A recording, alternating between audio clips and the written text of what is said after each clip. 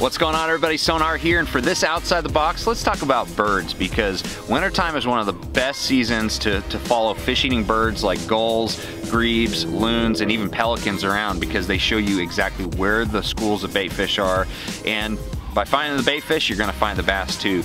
And what's happening in these situations where you see these dive bombing birds and just a big feeding frenzy, there's a big school of bait fish on the surface, and below those bait fish is where the bass are living. So you want to use tactics that get through that school of bait fish very quickly and get down to those bigger fish. So the first tactic that I recommend is really my favorite, and it's the first thing that I reach for, and that is a jigging spoon. Jigging spoon is great because it not only dives through those flocks of birds, but through the bait fish, through the smaller predator fish, and gets down to the largest predator fish down there, which is hopefully a big old bass.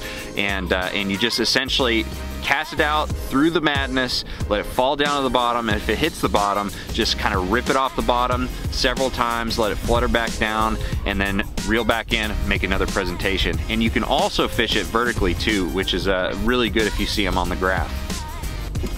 Next, if the fish are a little bit more suspended, they want something a little bit higher in the water column, I like to work a small swim bait or a grub through the below the bait fish, through those schools of bass, and sometimes they really do prefer this over the spoon, even though they still want something that is actually moving through the water column.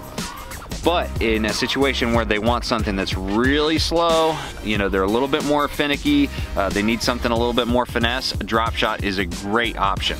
Drop shot like this with a shad imitation bait is perfect because you can do a lot of things with it. You can work it on the bottom, you can vertical fish it, you could also just cast it out and let it pendulum through that school of bait fish and into the zone where the bass are. So there's a lot of things that you can do with it, but overall, if they're really inactive, they're really getting tough to bite anything else, a drop shot's gonna catch them.